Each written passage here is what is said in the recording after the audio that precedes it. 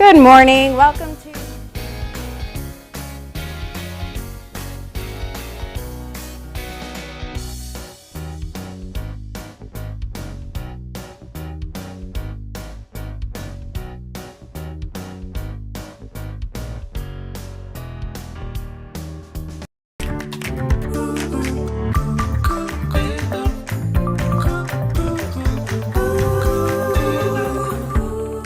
Good morning and welcome to After GMS on this Tuesday, May 24th. I'm Tracy McCain here with Megan Malaris, and we have meteorologist Ed Matthews and Christian Morgan here with us in different parts of our newsroom. I wonder how Christian feels outside. Probably feels a little damp. No umbrella currently, but we see the water droplets on our sky camera. So Christian, is it going to rain all day? No, not going to rain all day, and I'll tell you the good news is it is not going to be near as wet as it was yesterday. In fact, take a look at some of these rainfall totals from yesterday. Really some impressive ones across the triad. Over 2 inches, almost 2¼ inches over in Burlington, and of course that would be why we had all those flooding issues over in Burlington, and still some folks having some issues from that flooding over that way even this morning. Over 1.5 inches in Greensboro this morning, just over 1/2 inch down in Asheboro, over 1.5 inches in Lexington, just over 1 inch over in Winston-Salem as well. So a lot of folks got a good soaking of rain yesterday, and like Megan said, the word of the day today is just damp.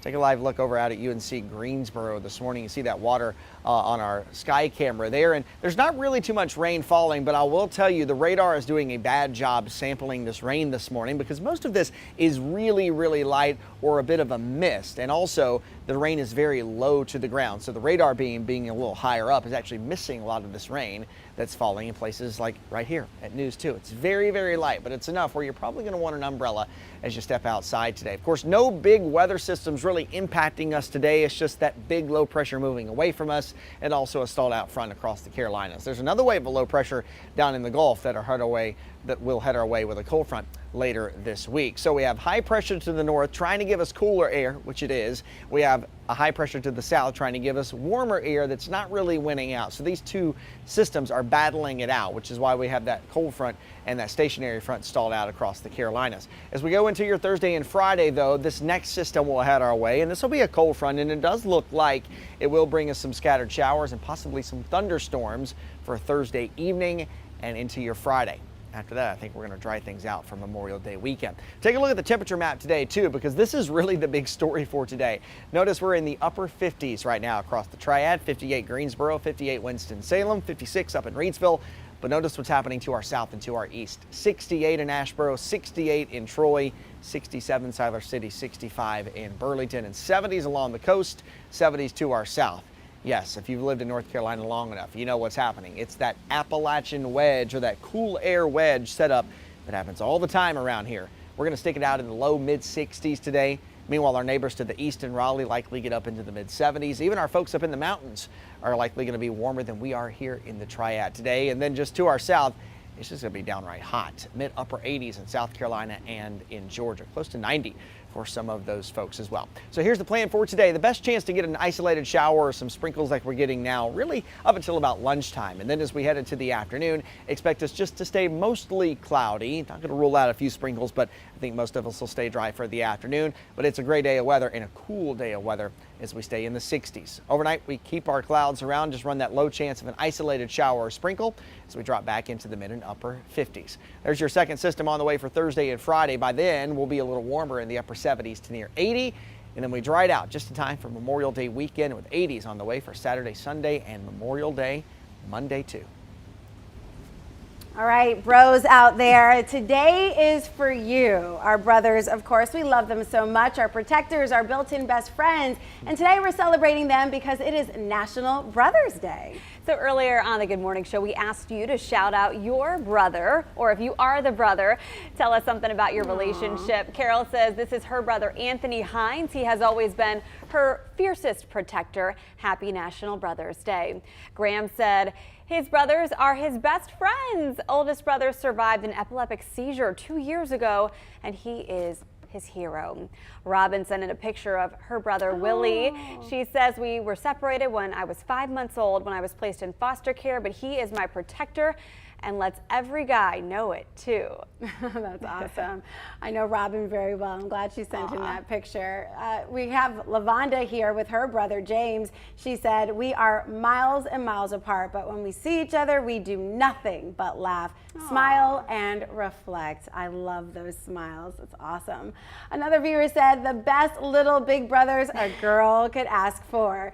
They are super uncles to my daughter. I am so blessed, she says. Oh, love it. That's going to be my family situation here with 2 boys and the girl in the middle with Simone. So I'm really excited that they have this really great relationship between the 3 of them. Josiah and Simone were best friends from day one, but now that Julian is here, they all just get along so well. And it kind of reminds me of the relationship I have with my brother, you know, who I have loved since the day I met him and adore everything that he does. Whether it's right or wrong, I'm there for him. Yeah. So, okay, apparently since I guess I started talking, we're going to go ahead. That's my brother, Reggie, and he's with my daughter, Simone, that was on her, the day of her christening. And, you know, he's just really great and supportive. And these 3 love my brother so much. Every time they are in the same room, I'm telling you, the laughs do not stop. So I'm just really fortunate. I know a lot of people don't have great relationships with their brothers or their siblings for that matter, but I have a genuine great love and respect for mine. I love that.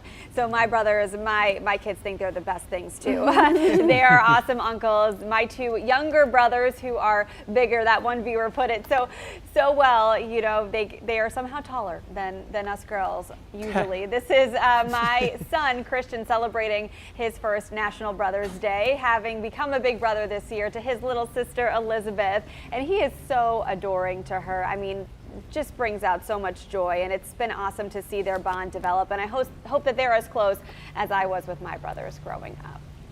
All right, so Ed, you are the big brother in your relationship with your sister Lisa, and I know you all are super close. Yeah, and you know, I thought somewhere I would have a photo of us together, but I couldn't find one. I guess that's because I see her about every other week, and I tell you what, I was just thinking about what a blessing it is to be able to see my sister and live close by, because in the broadcast business you can live many, many, many miles away from your family. But she and I get along great. We love each other very much. As a matter of fact, we've always loved each other, but I think we're closer now as adults than we were when we were younger. She's 4 years younger than me, but I love her so much. She's fantastic. Yeah, Lisa is incredible. And you have a big brother, Christian? Oh, yes, and we are much closer now that we're older than we were when we were younger. We didn't fight, but we argued a lot. This is my brother Shane, and of course over the years, you know, he's really become my best friend, and not only that, but also a business partner and a fellow musician. You know, we kind of help put our band together and now kind of keep it going, and he's our keyboard player, so we spend a lot of time together, not just because of that, but also because we want to. Looks like you guys love spending time with each other, which is great, you know, enjoying activities. And you know, I wish I could do lots more with my brother. He's in Asheboro, I'm in Guilford County. So we do get to see each other, usually when I'm on my way to the zoo. But we get to see each other a lot, and especially on holidays, because we have parents that are here. But it's great that my parents have both of us in the area. And it's really played off well, you know, now that my father is ill and aging, and it's just great to have someone else that knows my parents just as well, and you know, knows what they like, knows what they need, and also can help, you know, take care of them as they get older. And Christian brought up a good point. Sometimes sibling relationships get stronger with time, even if, you know, you had those little sibling squabbles growing up, and you know, don't think that there's ever a chance you'll be best friends with your sibling. Somehow it usually ends up happening that way, especially as, you know, you both have kids or other things going on, uncle, aunt experiences as well. It just becomes, you know, just this closer bond, which is always great to see develop. You know, I was, my brother's 4 years older than me, so I don't know, maybe it was a blessing that we were, the only time we were ever in school together was in elementary school, when I was in kindergarten, and of course, you know, he was in 5th grade, because then, as I came up through different grades and up through middle school and into high school, everybody's like, oh yeah, I had your brother, now are you like your brother? And I'm like, well, we'll find out.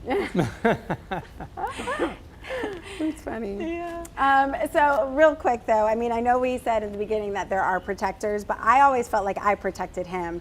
I remember one time, like the kids in the neighborhood were just kind of giving my brother a hard time, and I saw it, and I came out of that house so fast, and I just started doing things I didn't even know I was capable of doing, and I tackled one of the boys and started just like, you know, I was aggressively on top of him saying like, don't you yell at my brother. And my mom came out of the house like, Tracy, and I was like, yes. No, that wasn't me, but I have always been protective of my brother. And then I saw Simone doing the same thing at the park for Josiah. There was a boy who was not being very nice, and she got off that swing so fast and ran over to him and was like, don't you talk to my brother that way. I was like, get it, girl. And I'm like, she's just like me. I love it. Sorry, So just had to sweet. share that. I love it. All right, we're hearing some of your comments come into our feed. Barbara has 2 older brothers and 1 younger, and she's shouting them out today. Deborah has a little brother named David and a big brother named Johnny. Brenda has 5 brothers and loves them all dearly. And we heard a great story from Jessica. She said she and her brother just reconnected after about 5 years of not speaking. She said it has been amazing getting to know her nieces and nephews and been an eye-opening experience not to let a small disagreement take away years of family time. Thank you for sharing that, Jessica. Seems like there are others in a similar situation and maybe have found some hope in your comment. Yeah, absolutely. And Catherine said, I have 3 brothers. They are my best friends. We are super close, 51, 41, and 36. I'm 47. You're one of 3, so I am, you know how it is to have multiple siblings. And that also plays a role into the dynamic of It does. who's in charge. Let's see, Virginia said, love my younger brother, just hate I don't get to see him as much because he lives in California. And Bobby says that he lives within 15 miles of his brother. So are you and your family or your sister close, Ed Matthews, in terms of location? Yeah, I'm about an hour away. She lives right down the street from my mom, and it's such a blessing to have her there in the neighborhood because she's able to keep an eye on my mom and all that. But yeah, we see each other. I'm going to see her in a couple of days, as a matter of fact, and we get together and the family has lunch or dinner together and all that stuff. So we text each other all the time. She loves to text. It's like, at least I got to work. I can't talk. I can't text all day, but I do love to hear from her about every other day. And it's great, though, right, when it comes to caring for your mom, to have someone to share that with you. Yeah. That's close. And I want to say one thing about my sister. My dad was a brilliant man, just a high school graduate. My sister went to college, but just very smart and had what we call in the South good common sense. And my sister is a chip off the block. I can't drive a nail in a board, but she can, and she can fix things. And I can see her mind kind of thinking about things when she's trying to do some problem solving or something like that. She's good with tools. I don't know anything about tools. Maybe I can use a screwdriver if I tried, but I think that's one thing that I really am impressed with her is that she's very smart and very logical and reasons things out very well when sometimes her bigger brother maybe jumps conclusions or something like that. Okay. The girls usually are, Ed. Don't worry about it. Yeah. Is that the way it works? Yes. I mean, it's not National Sister Day, but I'm just saying. I mean, the sisters usually know best, but Yeah. if we're saying. Yeah, it's so nice all of you have your siblings close by. My brothers are in Florida. They actually are roommates, so they have each other, and they have become just the best of friends. But it's really special when we do get to spend that time together. Thank goodness for FaceTime so they can see, you know, their nephew and niece grow up. But it does make those times that we do spend together extra special because it's not all the time where we get to see each other. Yeah, Right. I kind of have to stop and check myself a little bit every now and then because, you know, especially in our industry, you see it, you know, a lot of folks that work here aren't from this area. So, you know, my brother's 30 minutes down the road and works 15 minutes down the road. So it's nothing for us to go grab lunch, you know, during the week, a time or two or something like that. And, you know, I have to kind of stop and remember, you know, not everybody has that luxury or that blessing where they're able to see their brother or their sibling so often. Take advantage, though. That's amazing. Yeah, absolutely. You guys have some great moments that you're sharing. I just wanted to share a few more that have come in. Melody said, my brother lives 20 minutes from me, but they don't get to see each other that much, but I know she loves him. She gave him a shout out here. Walter Wyatt says, I have 4 sisters and 2 brothers, all older than me, and they haven't talked to each other since 1996. Wow. I've seen that situation happen where there's so many siblings. Maybe that could be an issue, but maybe this is a good moment to see if you can rekindle things. Jessica shared her story earlier, as we mentioned, you know, having rekindled a relationship after a few years. Not always the right choice for everybody, but certainly an avenue to consider. Barbara said her brother's only a mile away. They text each other every morning, and she is his taxi cab when needed. Ooh, that's a good deal, Barbara. Especially right now. Good deal for the brother, I guess. Your gas, unfortunately. Exactly. Well, thanks so much for sharing all of your responses. This has been great, you know, as we give our brothers a shout out, or at least think of ways that we can maybe grow tighter with our families as the years go on. I think if anything the pandemic has taught us is not to waste time, that every moment is precious and you never know when it's going to change. So this could be your moment. Good. All right, let's get to some morning headlines and then we'll have a final check of our forecast. We'll start with this. In Winston-Salem, a man accused of stealing a car with a toddler inside is due in court in June. This happened at a Sheetz on Glen Center Drive on Saturday. A mother told officers she left her car running while she went inside the store. When she came back out, her car and her 3-year-old were gone. An hour later, Thomasville police got a call about a child abandoned in a car seat on Winston Street. The child was reunited with the mother. Deputies said they found Raymond O'Neill asleep in the vehicle late Saturday night, blocking traffic in Trinity. During his arrest, deputies say he resisted and assaulted a deputy. He appeared in court yesterday. The case was continued until June 8th. Today, a focus on education will bring Governor Roy Cooper to the Triad. He'll stop by Moore Magnet Elementary School in Winston-Salem this afternoon. The governor is expected to highlight the North Carolina Education Corps program. The event kicks off around 1:50 p.m. We'll keep you updated on his visit. Well, Cone Health is asking for your help restocking their food pharmacy. The Brito Nutrition and Education Center opened last year. People who have been referred there by their doctor can visit once a week and pick up food while learning about nutrition. There's a food drive tomorrow at the Renaissance Shops on Phillips Avenue from 6:30 in the morning until 6:30 at night. Some of the most needed items they need include dry and canned food items, as well as diapers and toiletries. Well, there is work being done right here in the Triad to address the growing problem of homelessness. WFMY News 2's Denise McMillan explains how you can help out our own community. George Accini is a homeless musician who goes through severe highs and lows living with bipolar disorder. I just knew that there are times when I'm just manic, there are times when I'm so depressed, I wish I was dead. Despite his suffering, he's using music to help those like himself. He's created the George Accini Music Institute, a school where the homeless can learn to play an instrument and have a healthy way of coping while also bringing awareness to the many challenges they face. There's a lot of help that we're receiving. People mean well, but if you don't approach this situation from a holistic standpoint, all you do is put band-aids where you need stitches. George is working with community members and leaders to come up with a 4-year program to combat the crisis. Imagine you had a 4-year program. You can evaluate that person, their mental, physical, emotional. Tiffany Dumas is the director of the YWCA. She believes an all-inclusive approach to solving homelessness could make a significant impact. We need transitional programs because a lot of our folks are not just going to get it within 30 days, 60 or 90, and we're not going to be able to address all the layers that they're coming through the doors with.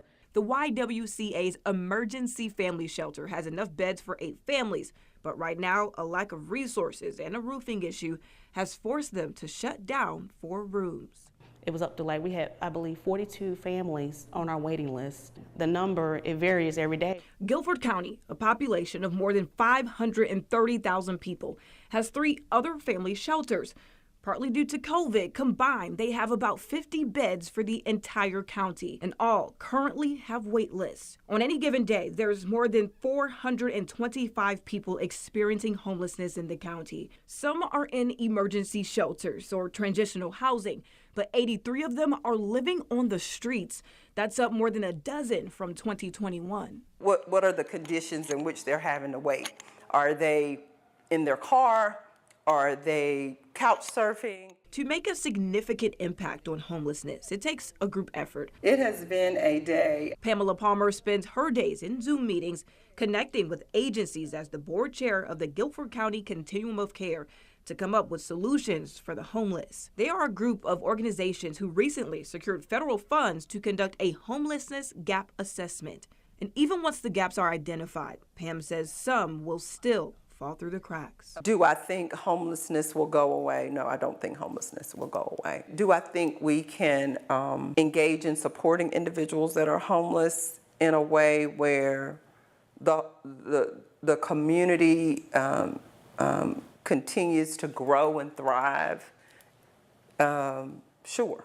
George believes the best way to know what the homeless need is to listen to those experiencing it. Well, a wet morning in the Piedmont as we've had some light rain and some sprinkles. That continues to track on to the east and to the northeast, and most of that will be out of here by around lunchtime. Mainly dry for the afternoon, but we're going to keep a lot of clouds around. That's going to hold temperatures down as we're kind of in this cool air wedge right over our part of the Piedmont, keeping highs in the mid-60s today. Mostly cloudy tonight and tomorrow.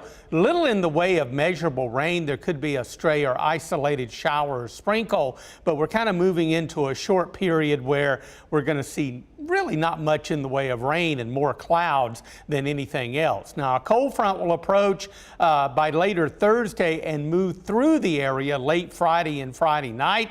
Out ahead of that, we'll ramp up the shower chances and also add some thunderstorms in the mix as well. Once that front moves on through, looks like a delightful holiday weekend. The sun will come back. We'll warm back into by Sunday and Monday, we're looking at some mid-80s here in the Piedmont. That's great.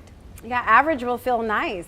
Yeah. Because right now we are certainly not at that mark. You can really feel the difference outside. Yeah. Unless you're a Christian who's like, All right. I turned on the heat a little bit in the car this morning just to get the chill out, and then I'm sure it'll be back to AC this afternoon. But it is just such a drastic difference from where we were. And then heading into Memorial Day to even be in the 60s at all just seems wild. it does. It's crazy the perspective, you know, because in January, 60s are hot. Right. May, 60s are cold. Right, exactly. And here we are. I still have on my winter coat. It's okay. It'll be better by Monday. You won't need it after today. Yeah. All right, guys. Thanks so much for joining us for these great conversations. And we will be back tomorrow for another great edition of After GMS right here on the News 2 Facebook page at 7:45. Get out there and get to it.